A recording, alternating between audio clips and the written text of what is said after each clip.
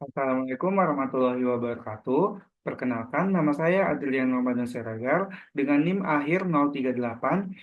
Saya merupakan mahasiswa Teknologi Rekayasa Otomasi Sekolah Vokasi Universitas Diponegoro. Di sini saya akan menjelaskan mengenai manufacturing material untuk mata kuliah praktikum mekatronika. Saya akan lanjut ke slide berikutnya. What is manufacturing materials? Apa sih manufacturing materials itu? Manufacturing materials adalah bahan baku atau material yang digunakan dalam proses manufaktur untuk menghasilkan produk jadi. Material ini bisa berupa logam, plastik, keramik, komposit, ataupun bahan lainnya yang diproses melalui berbagai teknik seperti pemotongan, pengecoran, pencetakan, dan perakitan. Setiap material memiliki sifat dan fisik yang berbeda, sehingga pemilihannya tergantung pada kebutuhan desain produk dan metode manufaktur yang digunakan. Material yang pertama yaitu ada aluminium. Aluminium adalah salah satu material yang paling umum digunakan karena sifatnya yang ringan, tahan korosi, memiliki konduktivitas yang sangat baik, dan ada beberapa karakteristik dari aluminium tersebut. Yang pertama, ringan. Kenapa disebut dengan ringan? Karena memiliki densitas sekitar 2,7 gram per sentimeter kubik, yang mana ini jauh lebih ringan daripada baja. Yang kedua itu ada tahan korosi, memiliki lapisan oksida alami sehingga melindungi dari karat. Yang ketiga ada konduktivitas tinggi, mudah di dan mudah dibentuk. Baik aluminium sendiri baik dalam menghantarkan listrik dan juga menghantarkan panas. Selain itu, biasanya aluminium diproses dengan metode pengecoran, ekstrusi, atau rolling untuk berbagai aplikasi dalam industri. Lanjut ke material selanjutnya, ada stainless steel. Stainless steel adalah paduan dari besi yang mengandung minimal 10,5% krominium atau Cr yang membentuk lapisan oksida pelindung pada permukaannya. Lapisan ini membuat stainless steel tahan terhadap korosi sehingga digunakan dalam berbagai aplikasi industri. Ada beberapa karakteristik utama dari stainless steel. Yang pertama, tahan korosi. Lapisan oksida krominium melindungi stainless steel dari karat dan oksidasi. Yang kedua, kuat dan tahan panas. Memiliki kekuatannya mekanis yang baik bahkan pada suhu yang tinggi. Yang ketiga, higienis. Tidak bereaksi dengan makanan ataupun bahan kimia, cocok untuk industri makanan dan medis.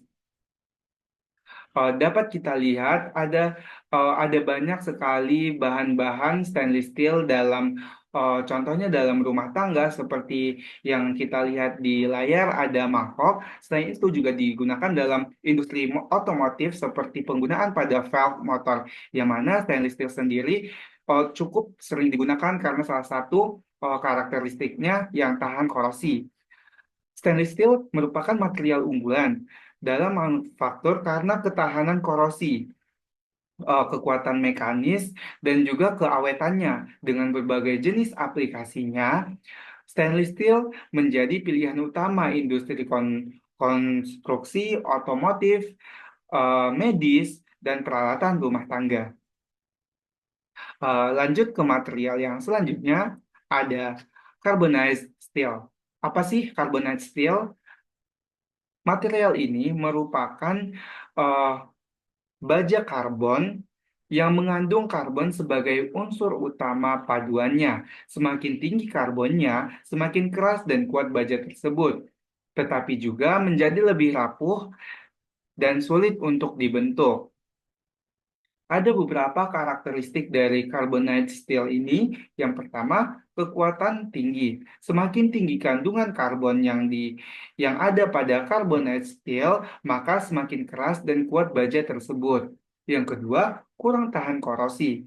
Eh, Karena tidak memiliki lapisan seperti pada stainless steel ataupun aluminium, eh, sehingga membuat carbonate steel ini menjadi kurang tahan ataupun eh, lebih rentan terhadap korosi. Yang ketiga, biaya produksi relatif rendah. Dibandingkan dengan baja yang tahan karat dan baja paduan lainnya, carbonate steel lebih murah ataupun lebih mudah untuk dijangkau. Maksudnya lebih ekonomis.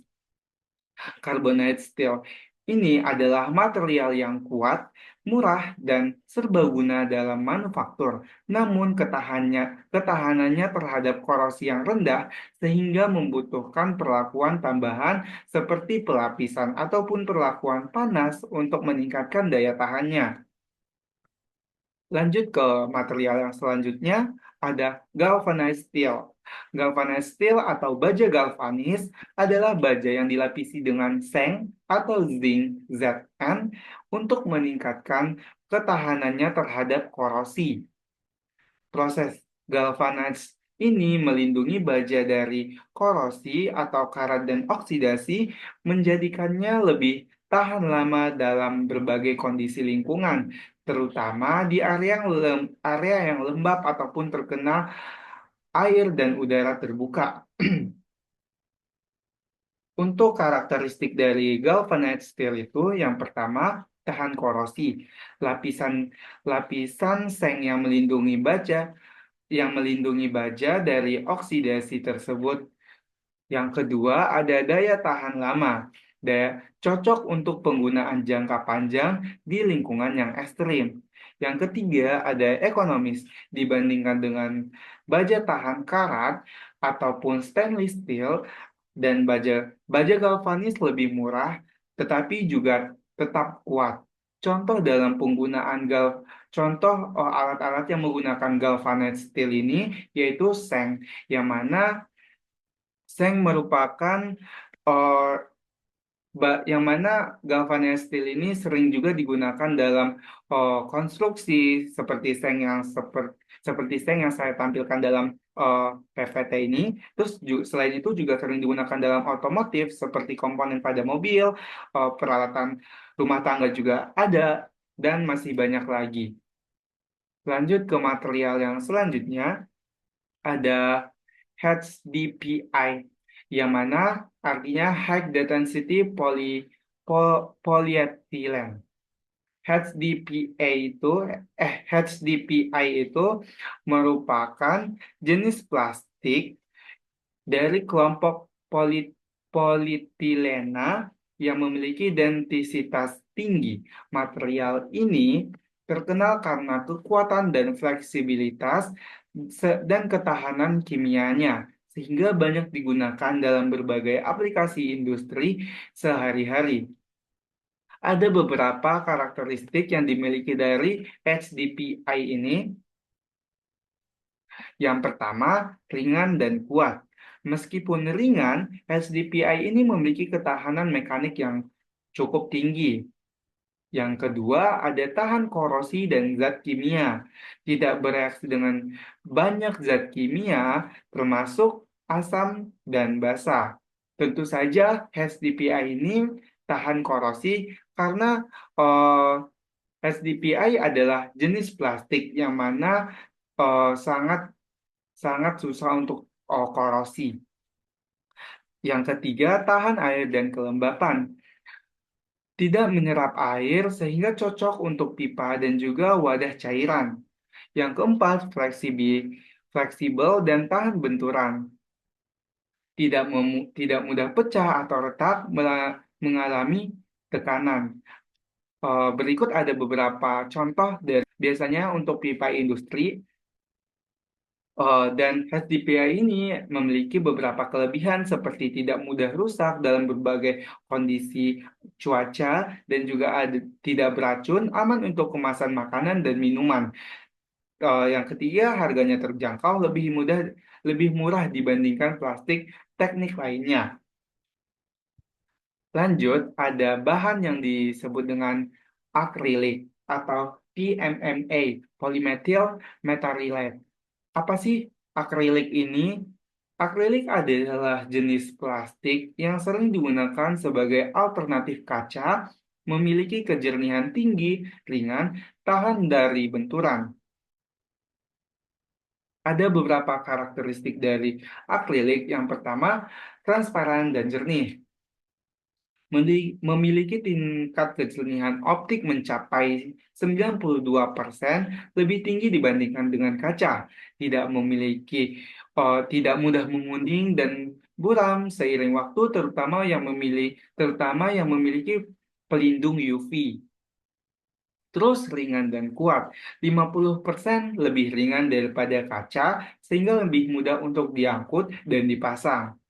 Memiliki ketahanan benturan 5-10 kali lebih kuat dibandingkan dengan kaca biasa sehingga lebih mudah untuk digunakan dan lebih aman juga.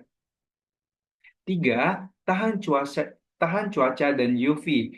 Tidak mudah rapuh dan berubah warna meskipun kena paparan sinar matahari dalam jangka yang panjang.